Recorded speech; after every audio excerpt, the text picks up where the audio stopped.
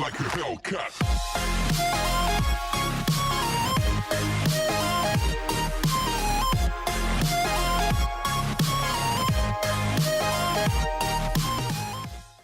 Hey everybody, welcome back to another episode of Fortnite with myself, Masterless. Those of you that tune in, if you do like what you see in the videos and you like the Fortnite episodes or the game or seeing me play or you like anything about the channel, it'd be great if you could drop me a like and use the subscribe button around about there at the bottom left.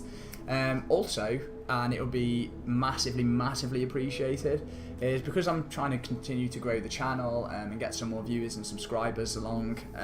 It'd be great if you could share on social media if you think that anything that I do on here is helpful or would help anyone else that's going to be playing Fortnite. So yeah, I just thought I'd mention that would be really cool.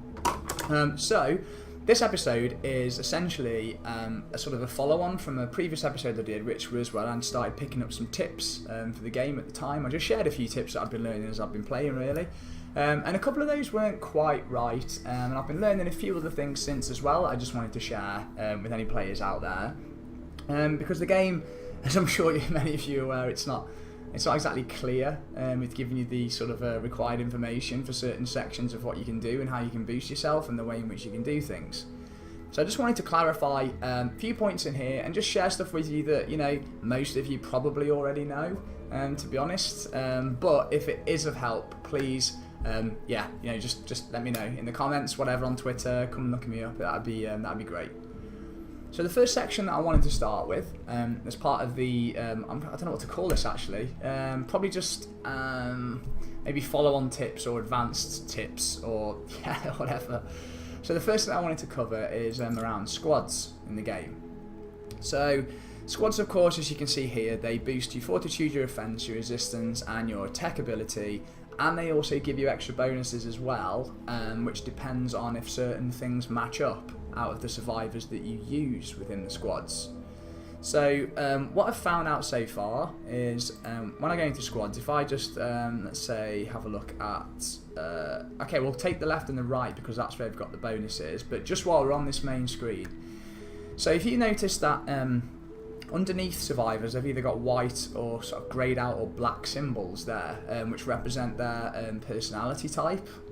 So if it's black here, that means that their personality type matches the squad that they've been allocated to. And ideally, what you want to try and do is to match the personality types up with the leader of each group, and also where you can have a job match. So what I mean by that is if I take this EMT squad here at the minute, for example, the leader is a doctor. So because she's a doctor, you can see that the job match gets ticked. However, if I swap her to somebody else, my health goes down because the fortitude bonus is a bit lower and I don't have the job match anymore. So if I just switch her back again, there you go, as you can see, got the job match. Now also what you've got here and if we just take these two squad members on the left and the right here, note that this one has a health bonus and this one has a health bonus as well. So two of the members in the squad come with health bonuses just as part of their survivor specs, if you like. So then over here on the left hand side you can see health bonus, I've got 2 out of 2. So that one there has combined with that one there, and you only need 2 of these in the squad to get the bonus, and that then feeds into that. Unfortunately, none of the personalities match in this squad because as far as I'm aware, I don't think I have anyone else available in here at the moment that would do... Oh no, I'll tell a lie. Could include this person here. However, they don't quite give as much. So that's an example as how the EMT squad works. That pretty much goes for all the other squads. I mean, as you can see, I've not unlocked the skill tree slots yet to fill up the squad with the full eventual squad size that you can reach. But here we do have personality matches. So it says 3 out of 7. Something that I'm still trying to figure out at the moment, which I haven't entirely figured out, but I suspect works a certain way, is that maybe the more personality matches you have within your squads, the more of a bonus that they get. So the matching leader personality will gain more rating.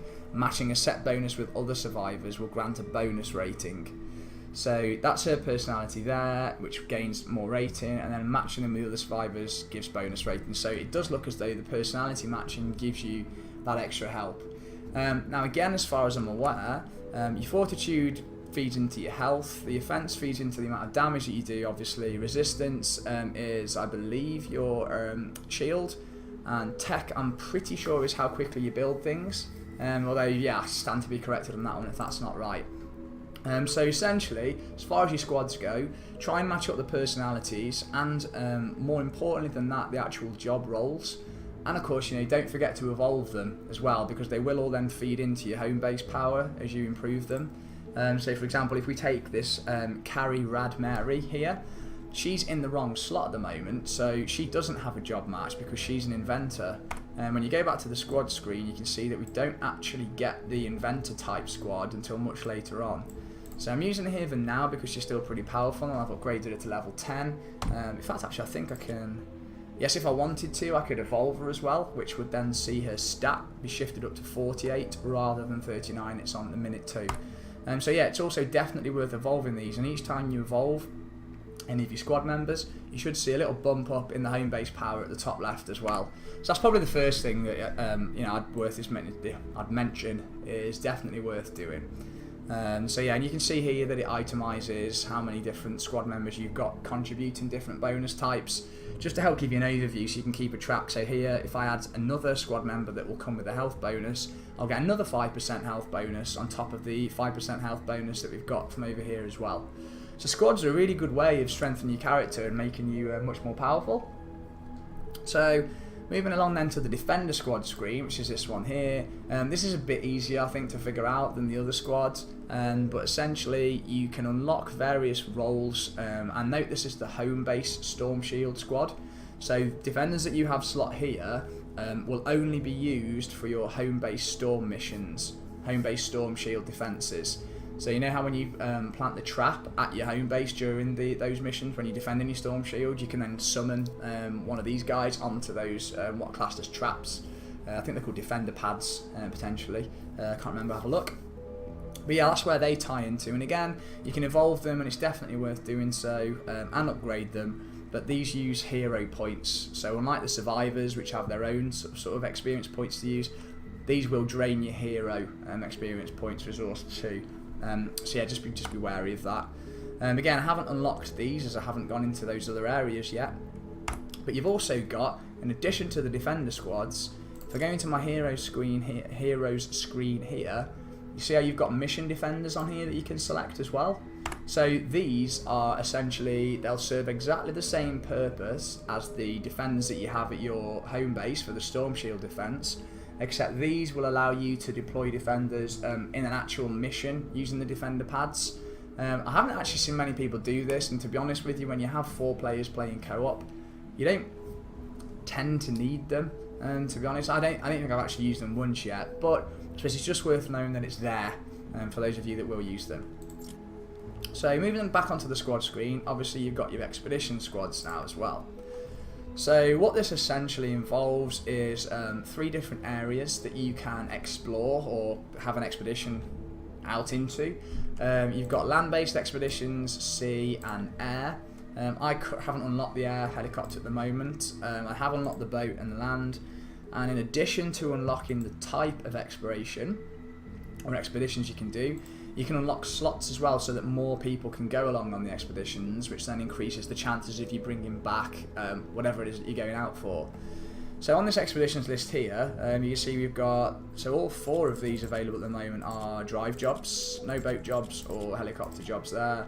And we can only choose between chopped wood, mine stone, a wood cache medium, and stone cache small.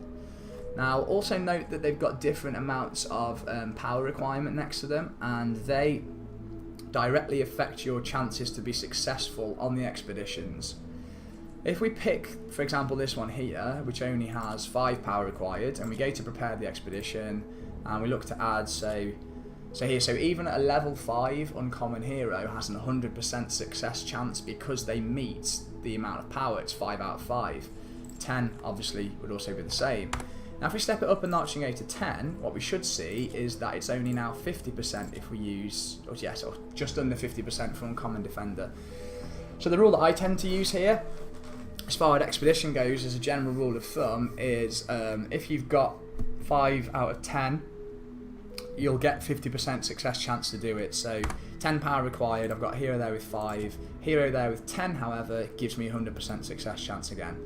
So I would know then that when the expedition comes back, I will get this Mind Stone there that's listed in the rewards. You get higher ones a bit later on in the game as well. So here that would get me probably a ton of wood. And this one here, a small bit of stone. I'm guessing stone's classed as a slightly rarer or more important resource than stone, which is why it's higher. But as you can see, if we go out here for the stone cache and we go to prepare the expedition, a level 10 rare hero now only gives me 16% chance to go. So what's that? 10 out of 60. Yes, that's about right. So yeah, generally if you work out the percentages that way. I could send this guy here, which is my legendary hero, who's an Outlander, and he could go, but again, still only got 43%, so what I would look to do is to find these slots in the skill tree and just make sure that I can take more people with me as well at some point. While we're here, again on the expedition screen, it's also worth noting that I think certain jobs, and we may not see any at the moment, slot bonuses. No, we don't have any slot. I don't have any slot bonuses available in it. So sometimes what you do see as part of the expedition missions is a slot bonus here, which is normally a hero role.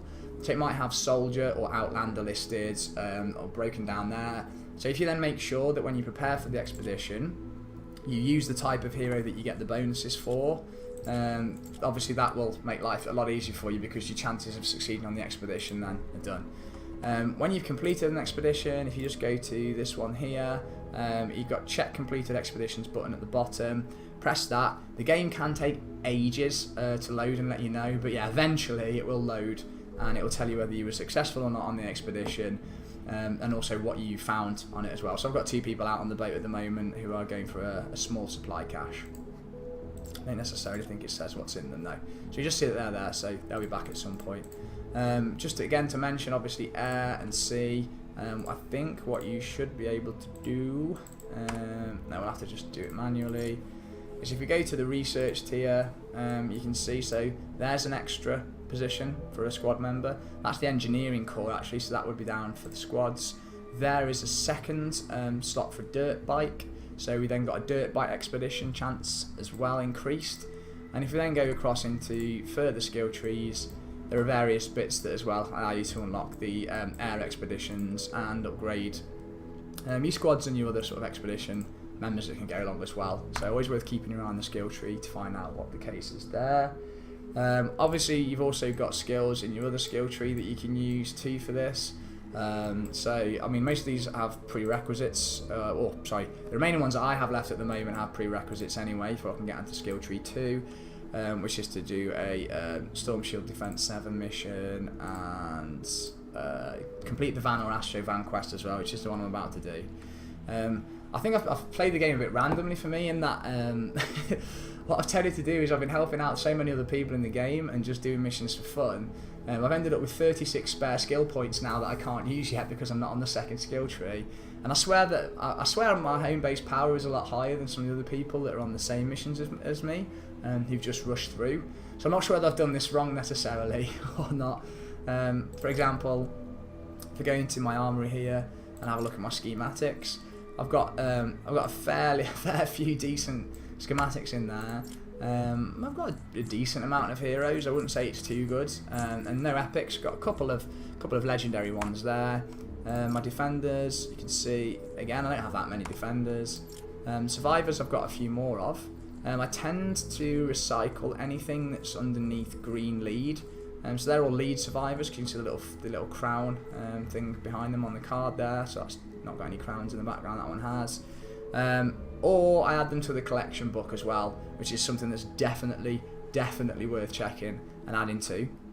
Which on that note, if we go over to the collection book, so in here you can see at the moment I'm level 24 and I'm going for level 25, and it tells you what your reward is that's going to be coming up. I believe that's the transform.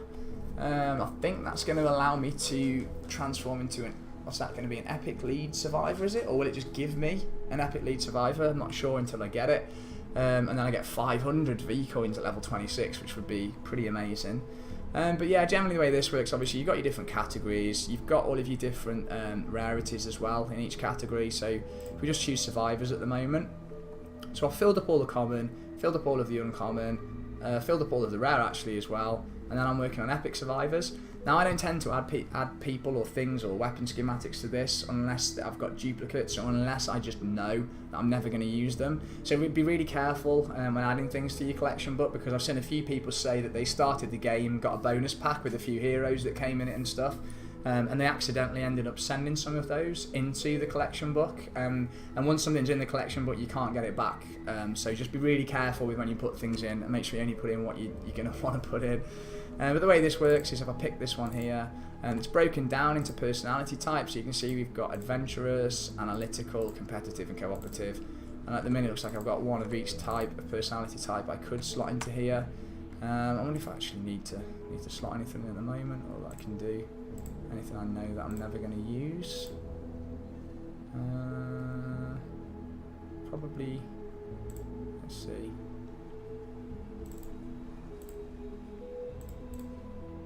I don't think I'm ever going to use that, to be honest. I've got a much better shotgun than that with my bear claw one that I use.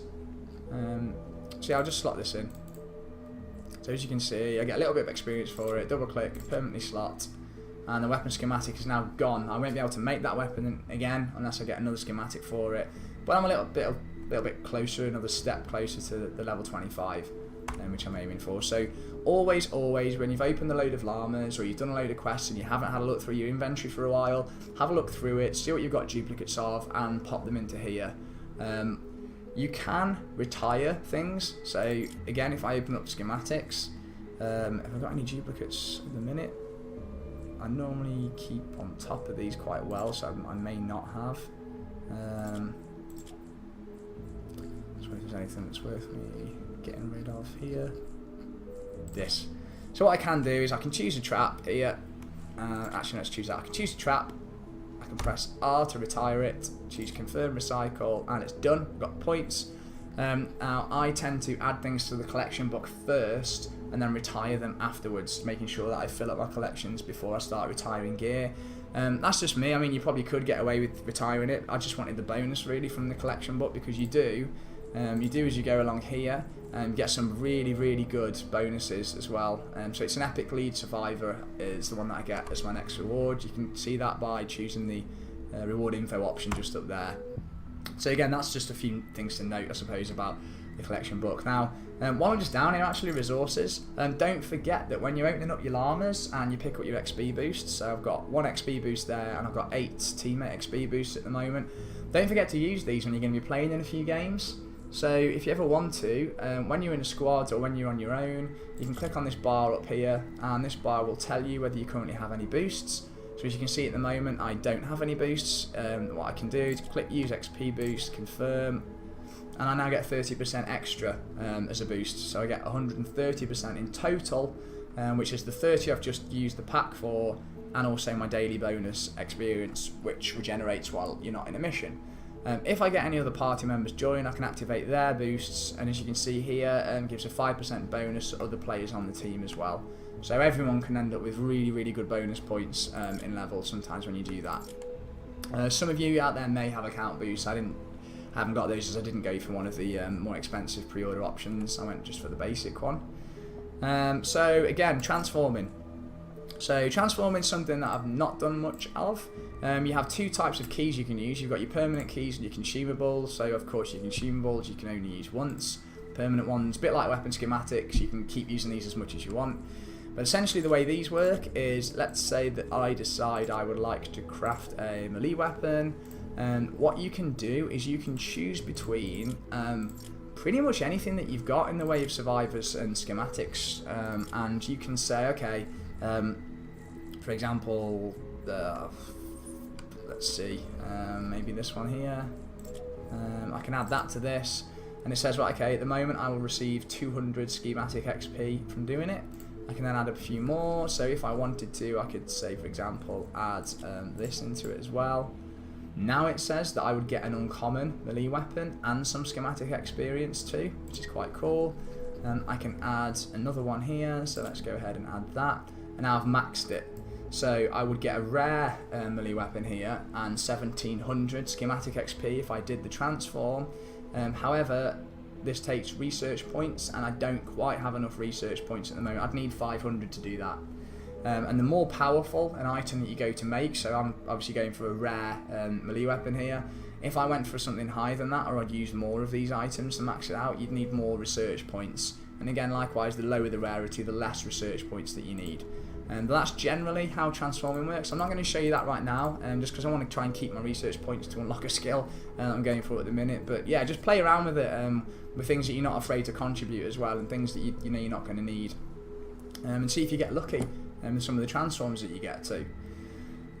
Also worth noting is around your heroes. So something else I've realised as well, which again I think this is common knowledge, so I'd be surprised if any of you don't already know this, but if you've taken some time, like I have here, for example with this legendary guy, if you've taken time to level them up or even to evolve them, so he's not evolved at the minute, he's only got 1 star, and these first 3 have been evolved once each.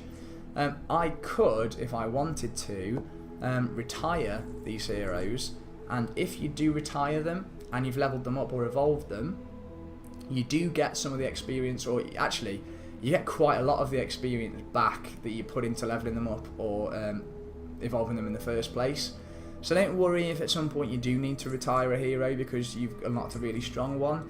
I did that myself recently, so I actually had another ninja. She was just a rare ninja, and obviously with me having this legendary, when I got the legendary one, I cashed in the rare ninja and put all of the experience I got from the rare ninja towards leveling up this legendary one, and that seemed to work out quite well now because she's much more powerful than the other ninja ever was. And likewise here, I've got an outlander there, and also a leveled up outlander here who's currently out on an expedition.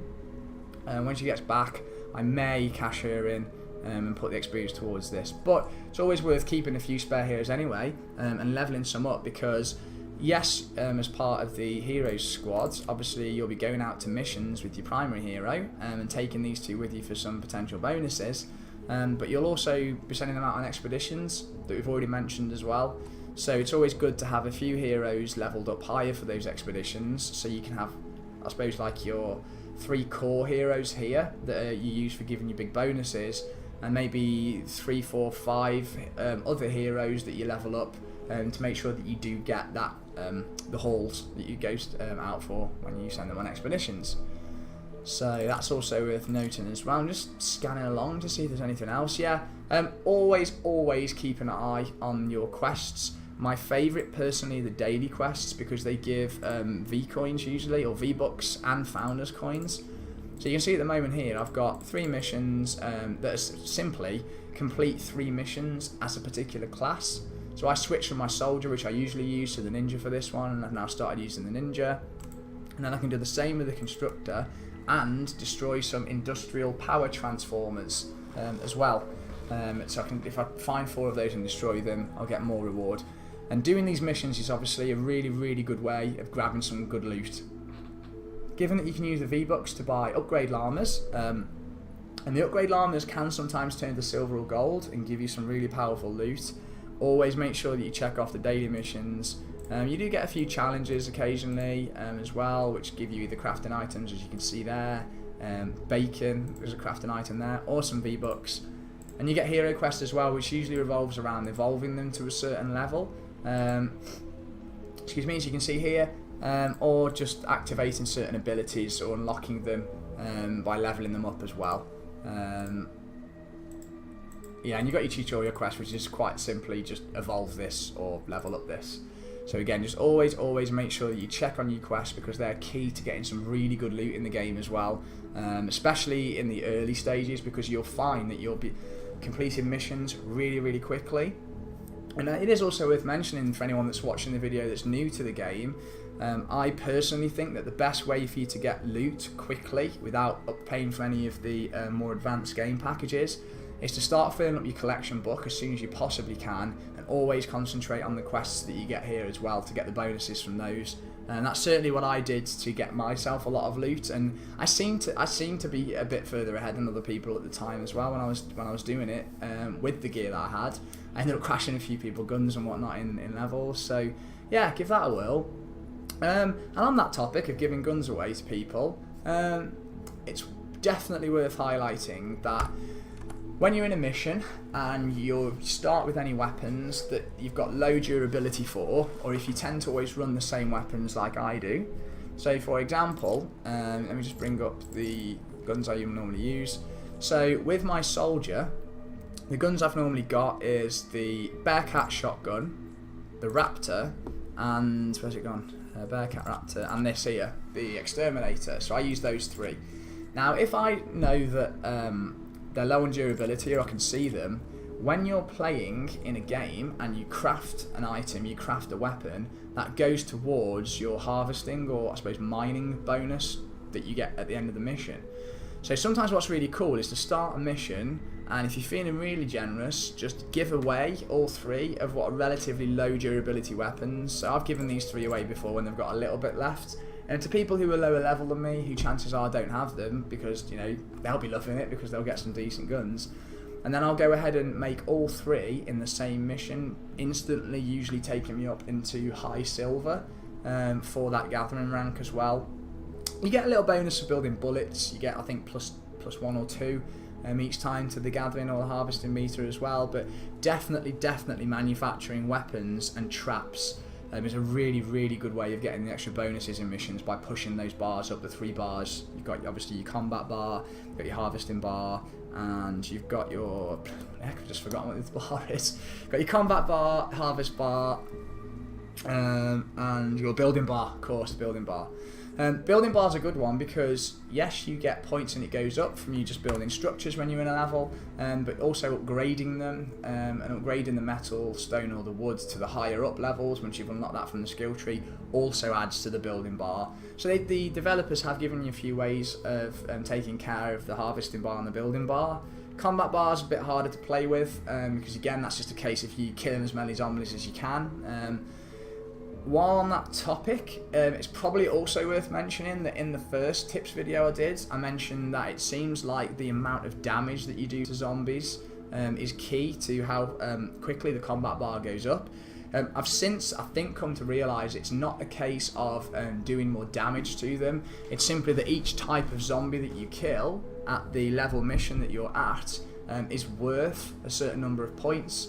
And every time you kill them you get those points going into your combat bar. So my advice to you when you want to get the combat bar really high is to stay very close to where the husks in the game spawn and kill as many of them as you can as quickly as possible with your team. Don't let them get close to your base because they'll keep respawning then and you'll get more and more of them towards your final score.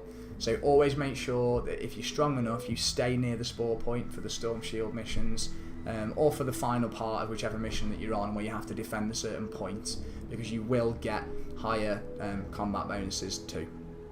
I suppose that's probably it for this one really, just to let you know what I've discovered so far. I mean, as I mentioned, most if not everything that you've heard in the video you may already know, but for those of you that don't and you just want to be able to know what things do or mean in the game, hopefully it's been of some use to someone. Probably should say before you go to that just to keep your eye on the map at all times here, because you can really choose between your rewards for each mission depending on what you need at the moment in the game. So a lot of the best weapons where I am at the moment in the game require the rotating gizmos, for example, as one of the devices, which yes you can find in levels from looting places, but you can also get them as a guaranteed reward. So if I just wanted one, I would know I would get it from completing this mission now. So as you see, if you scan through, you get different rewards for different missions, and just pay attention to what you're after at the time. Some more valuable than others, and depending on which level mission that you go for, and others really easy, but loot tends to be not that great in those levels too.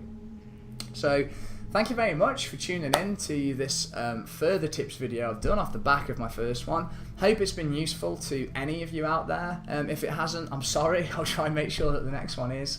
But thanks a lot for tuning back in. Cheers for your support, for watching the videos. Hope you're all having fun on Fortnite. I definitely am. It's quite an addictive game. I've been really enjoying it since it came out, playing it with a few friends, which hopefully you all are too. Please drop me a comment and let me know what you think. Let me know if you have any tips for me in playing the game, or if I've said anything wrong. Apologies for that. Please, I stand to be corrected in comments. And again, if you could share this on any form of social media, if you do think it will help anyone, or it's helped you and you've liked it, I'd really, really appreciate that, because it would really, really help me to grow the channel. And just really enjoy the fact that someone out there wants to watch what I'm doing as well. Much love to you all. Until I see you next time, have a great day. Bye bye.